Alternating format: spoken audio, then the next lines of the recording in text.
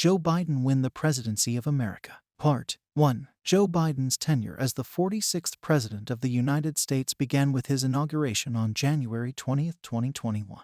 Biden, a Democrat from Delaware who previously served as Vice President under Barack Obama, took office following his victory in the 2020 presidential election over Republican incumbent President Donald Trump. Upon his inauguration, he became the oldest president in American history. Biden entered office amid the COVID-19 pandemic, an economic crisis, and increased political polarization. On the first day of his presidency, Biden made an effort to revert President Trump's energy policy by restoring U.S.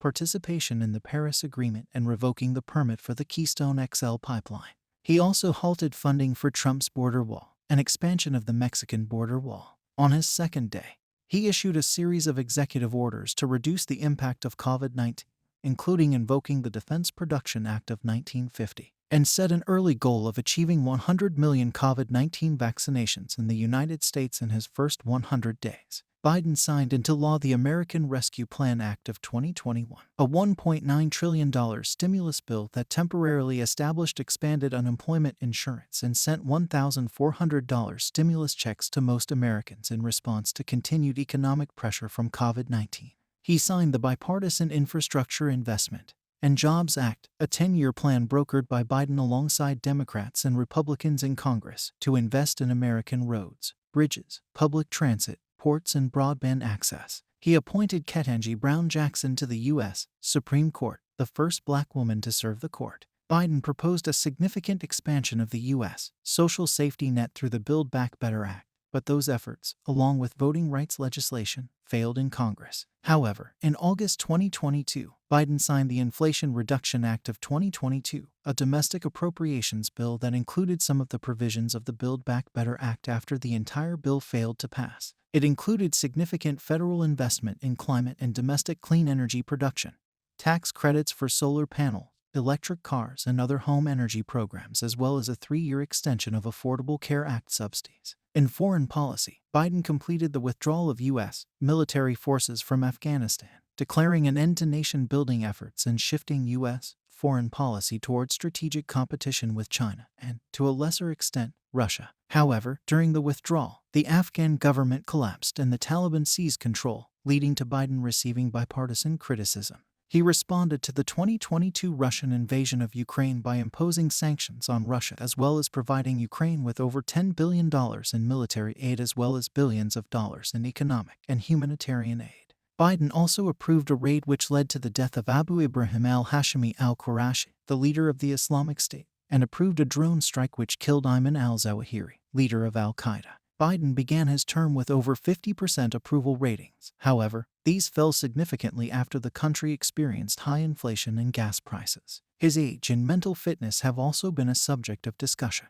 Though Biden was generally acknowledged as the winner, General Services Administration head Emily W. Murphy initially refused to begin the transition to the president-elect, thereby denying funds and office space to his team.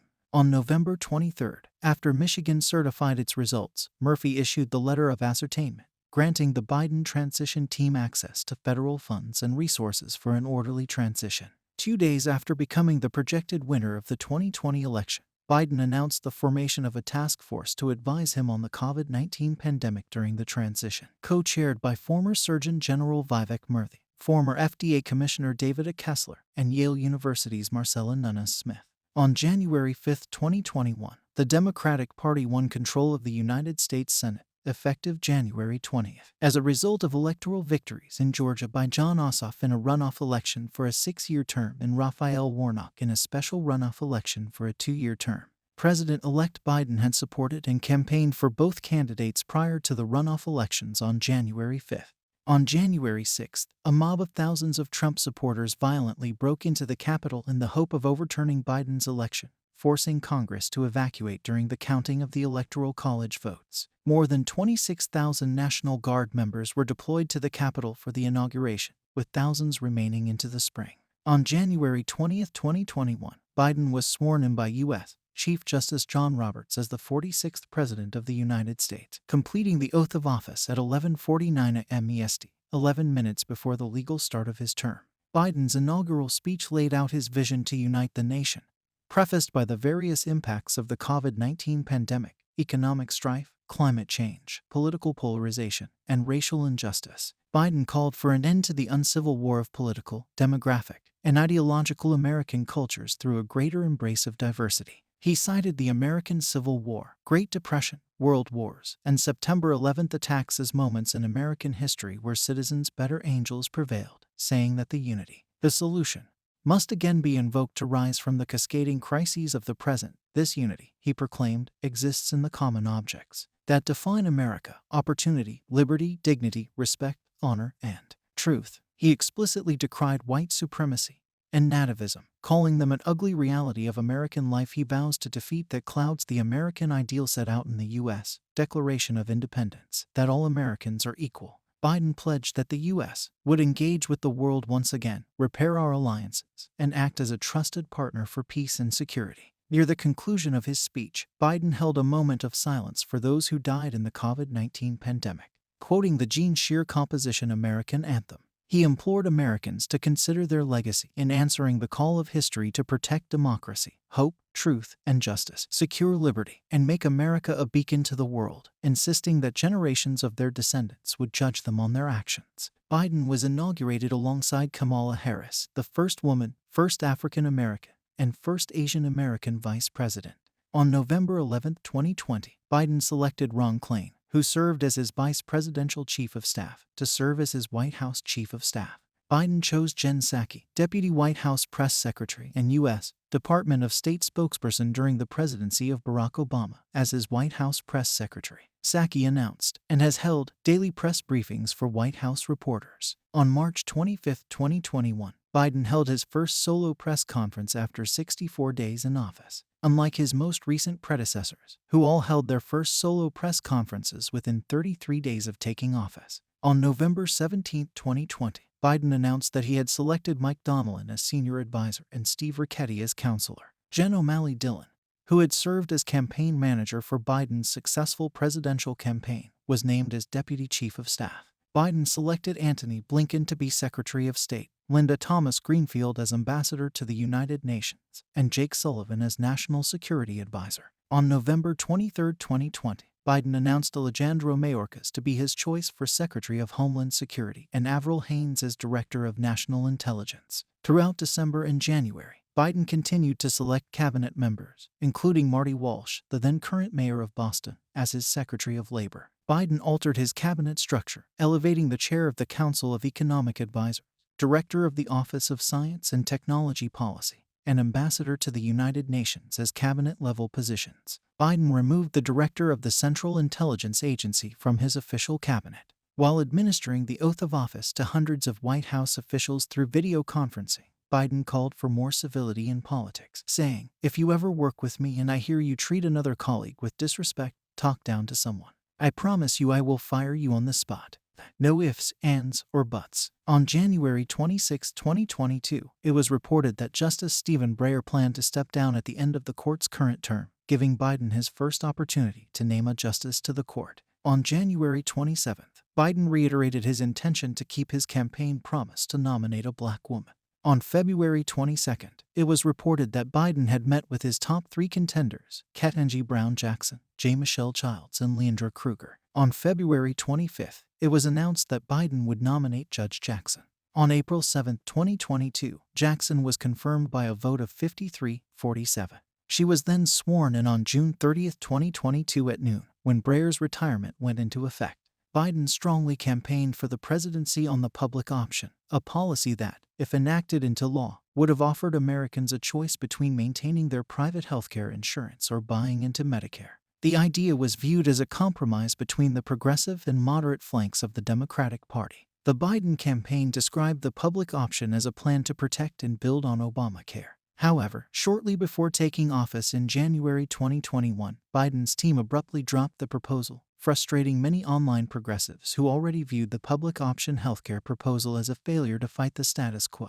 The Biden administration rescinded work requirements for Medicaid recipients. The administration opened a special enrollment period for the Affordable Care Act as well as extending the normal enrollment period, citing the COVID-19 pandemic. The administration provided larger premium subsidies. In August 2022, President Biden signed into law the Inflation Reduction Act of 2022. The law allocates $64 billion for a 3-year expansion of Affordable Care Act subsidies originally expanded under the American Rescue Plan Act of 2021 and $265 billion for prescription drug price reform to lower prices, including providing Medicare the authority to negotiate the prices for certain drugs. That same month, Biden signed into law the Honoring Our Pact Act of 2022, which expands federal health care access, services, and funding for veterans who were exposed to toxic substances during their service, including toxic smoke from burn pits. On January 20, 2021, his first day as president, Biden implemented a federal mask mandate, requiring the use of masks and social distancing in all federal buildings, on federal lands, and by federal employees and contractors. Biden also signed an executive order that reversed the withdrawal of the U.S. from the World Health Organization, making Dr. Anthony Fauci the head of the delegation to the WHO. On January 21st, the administration released a 200-page document titled National Strategy for the COVID-19 Response and Pandemic Preparedness. On his second day in office, Biden invoked the Defense Production Act to speed up the vaccination process and ensure the availability of glass vials, syringes, and other vaccine supplies at the federal level. In justifying his use of the act, Biden said, "And when I say wartime, people kind of look at me like wartime. Well, as I said last night, 400,000 Americans have died. That's more than have died in all of World War II. 400,000. This is a wartime undertaking." Biden established the White House COVID-19 Response Team, a White House office dedicated to coordinating a unified federal government response. On January 21, 2021, Biden signed 10 executive orders pertaining to the COVID-19 pandemic. In order to meet his vaccination goal of 100 million shots in his first 100 days in office, Biden signed an executive order increasing needed supplies. Biden signed an order on January 21 that directed FEMA to offer full reimbursements to states for the cost of using their own National Guard personnel and emergency supplies such as personal protective equipment in schools. On January 24, 2021, Biden reinstated a travel ban imposed by President Trump on Brazil, United Kingdom, Ireland, South Africa, and 26 other European countries. The travel ban prevents non-U.S. citizens living in the respective countries from entering the U.S. Biden implemented a face mask requirement on nearly all forms of public transportation and inside of transportation hubs. Previously, the Centers for Disease Control and Prevention had recommended that such a policy be enacted, but it was blocked by the Trump administration, under which the CDC issued strong, albeit non-binding recommendations for mask use in these settings. In mid-March 2021, Biden dismissed a request by the European Union to export unused COVID-19 vaccines from AstraZeneca out of the U.S., even though the manufacturer endorsed it and vowed to resupply the doses. The rationale for this decision, which contributed to low European vaccination rates, was that the U.S. had to be oversupplied and overprepared, according to White House Press Secretary Jen Psaki. Whereas the U.S. exported no vaccines, the European Union exported 77 million doses to the world from December 2020 to March 2021. Eventually, the U.S. reversed course and gave vaccine doses from AstraZeneca to Mexico, Canada, and Japan by the end of March. On May 6, 2021, the Biden administration announced that it supports waiving patent protections on existing COVID-19 vaccines so that other countries can produce generic variants, following weeks of pressure from the international community. On the 7th of May, French President Emmanuel Macron called on the U.S. to put an end to export bans not only on vaccines but on vaccine ingredients, which prevent production. On May 26, 2021, Biden ordered U.S. intelligence agencies to increase their investigations into the origin of the virus, following reports that researchers at the Wuhan Institute of Virology became ill a month before the pandemic began. In July 2021, amid a slowing of the COVID-19 vaccination rate in the country and the spread of the SARS-CoV-2 Delta variant, Biden said that the U.S. has a pandemic for those who haven't gotten the vaccination, and that it was therefore gigantically important for Americans to be vaccinated, touting the vaccine's effectiveness against hospitalizations and deaths from COVID-19. He also criticized the prevalence of COVID-19 misinformation on social media, saying it was killing people. Despite months of vaccine availability and incentives, by September many Americans continued to resist vaccination amid rising cases in several states, hampering prospects towards herd immunity. On September 9th, Biden stated, "We've been patient. But our patience is wearing thin, and your refusal has cost all of us. That day he issued an executive order directing businesses with more than 100 employees to require vaccination of their workers or weekly testing, affecting about 80 million Americans. The order also required the roughly 17 million employees of health facilities receiving federal Medicare or Medicaid to be vaccinated. Many Republicans asserted Biden's order was an unconstitutional overreach of federal authority, and some Republican governors said they would sue to block it. The Biden administration responded to the global spread of the SARS-CoV-2 Omicron variant in December 2021 by advocating for a state-level response over a federal-level response. Throughout the surge, the Biden administration has been criticized for a lack of COVID-19 tests, exacerbating the spread of the Omicron variant. When questioned about the apparent shortage of tests, Jen Psaki replied, "Should we just send one to every American? Then what happens if every American has one test? How much does that cost and what happens after that?" Causing backlash, the Biden administration responded by promising an increased supply of at-home tests later in 2022. In the midst of an all-time high of new COVID-19 cases, the Centers for Disease Control revised their guidelines, recommending 5 days of quarantine rather than 10 without requiring a negative COVID-19 test. This move was criticized by health experts who worry that without rapid testing, COVID-positive people may unknowingly spread COVID-19 in workplaces under the recommended CDC guidelines. Others criticize the CDC for implementing this change following lobbying by Delta Airlines, leading to social media backlash against the federal government. Biden gave a speech at the John F. Kennedy Presidential Library and Museum on September 12, 2022. The 60th anniversary of Kennedy's We Choose to Go to the Moon speech, promoting his administration's revival of the Joe Biden cancer moonshot, including the new Advanced Research Projects Agency for Health.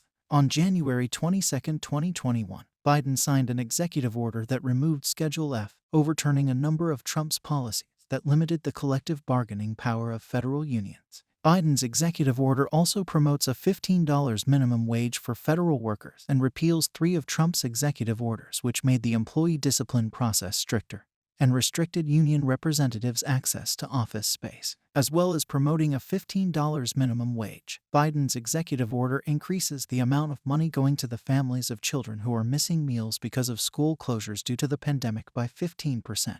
The repealing of Trump's 3 executive orders comes as the orders were used to transfer civil servants and career scientists and replace them with employees friendly to the Trump administration. On January 14, 2021, Biden revealed a $1.9 trillion stimulus bill, the American Rescue Plan Act of 2021. The plan includes $1 trillion in direct aid, including $1,400 per person checks for working Americans, and would provide for direct housing and nutrition assistance, expanding access to safe and reliable childcare and affordable healthcare, increasing the minimum wage, extending unemployment insurance, and giving families with kids and childless workers an emergency boost this year. It would also expand the eligibility of these checks to adult dependents who have been left out of previous rounds of relief.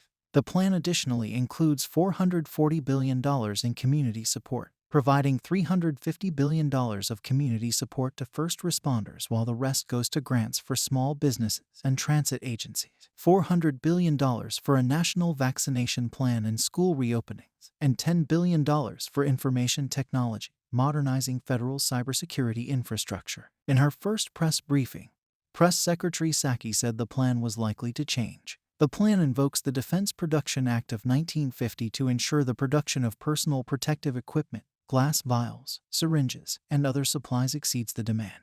It allows partners of states to create vaccine centers in stadiums, convention centers, and pharmacies. The federal government would identify communities that have been hit hardest by COVID-19 and ensure the vaccine does not reach them at an unfair pace. In addition, the plan would launch a national campaign to educate Americans about the vaccine and COVID-19, targeting misinformation related to the pandemic. Vaccines would also be freely available to all citizens regardless of immigration status. In Biden's plan, he would issue a national testing strategy that attempts to mitigate the spread of COVID-19 by increasing laboratory capacity and expanding testing. The plan would also develop new treatments for COVID-19.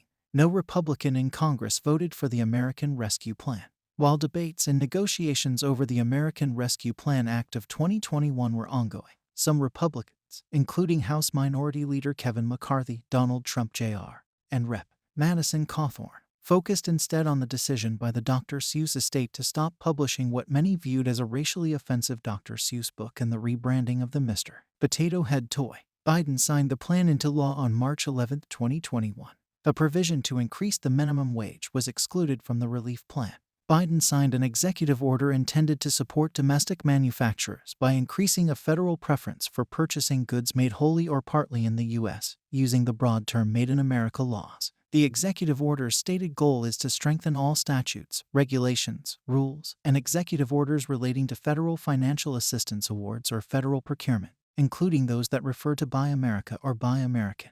On August 9, 2022, Biden signed into law the CHIPS and Science Act, which authorized $52 billion for domestic semiconductor research and manufacturing.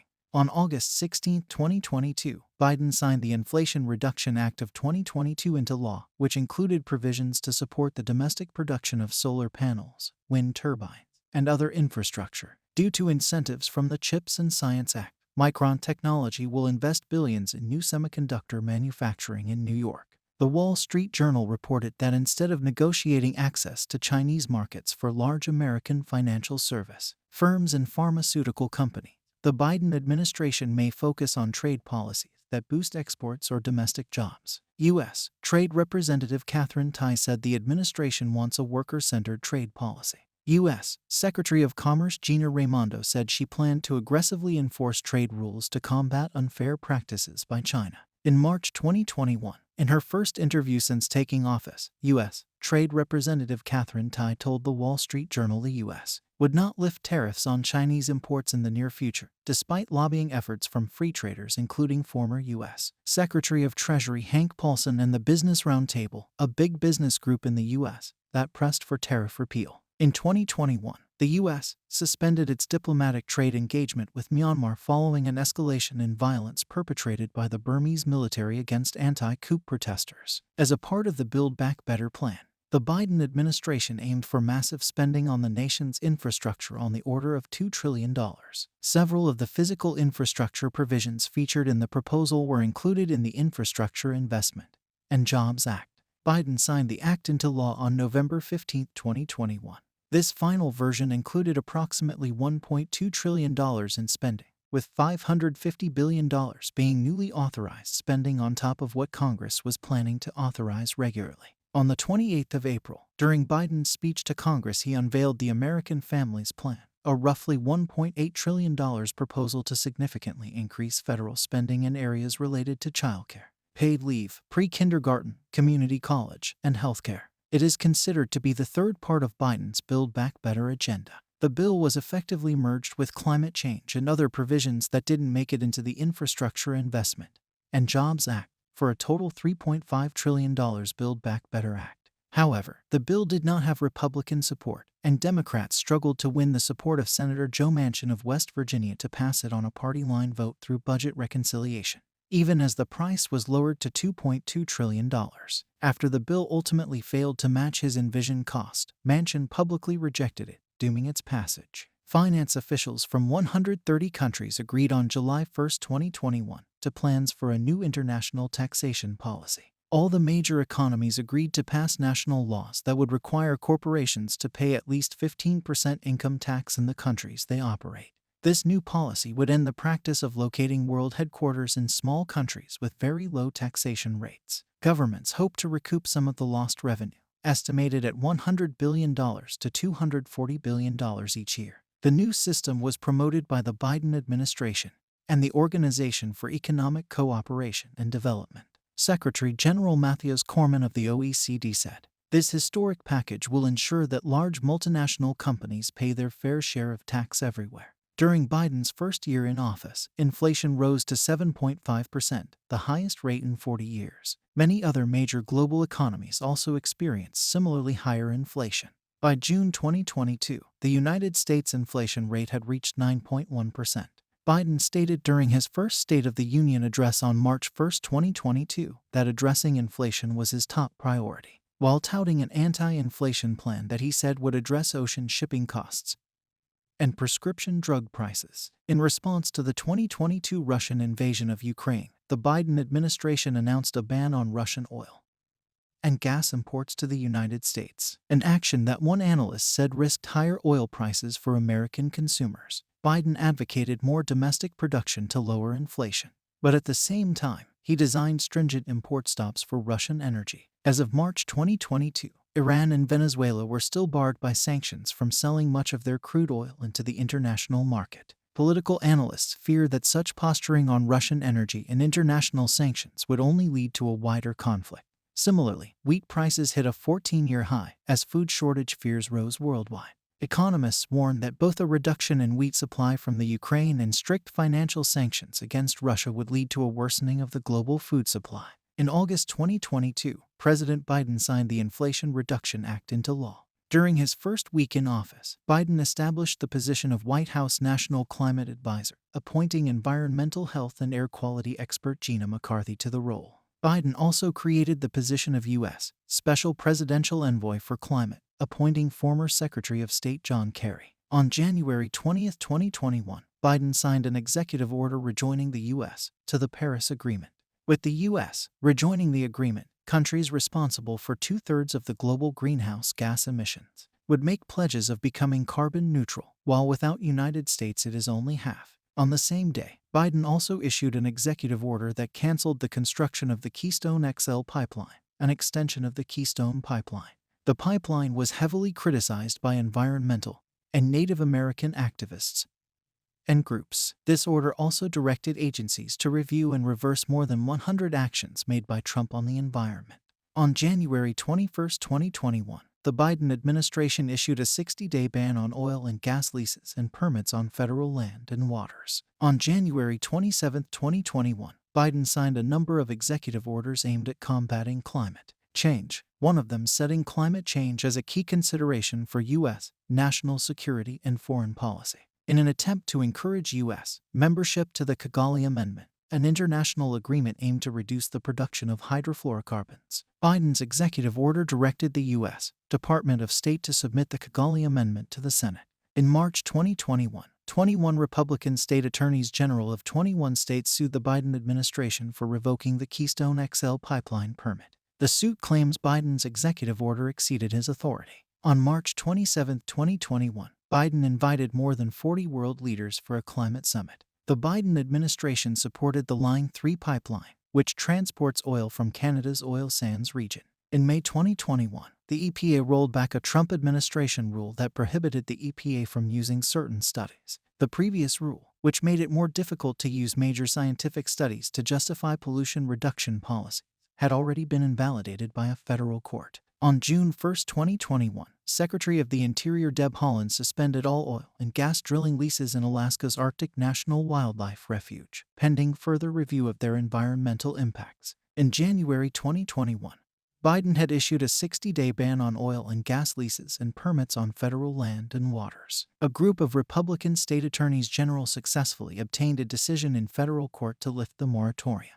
The Biden administration appealed the decision, but agreed to continue with the sales, and in September 2021 held the largest federal gas and oil lease auction in U.S. history, selling leases to extract 1.7 million acres in the Gulf of Mexico. The areas that were purchased by oil companies can be expected to produce around 4.2 trillion cubic feet of natural gas and 1.12 billion barrels of oil over the next 50 years. The administration has also proposed another round of gas and oil lease sales in 2022 in Colorado, Montana, Wyoming, and other western states. In November 2021, a closely watched Interior Department report on federal oil and gas lease policy, ordered by Biden, was completed. The report recommended increasing the 12.5% federal royalty rate for oil and gas drilling, which had not been raised by a century, and was significantly lower than rates charged for leasing on state and private land.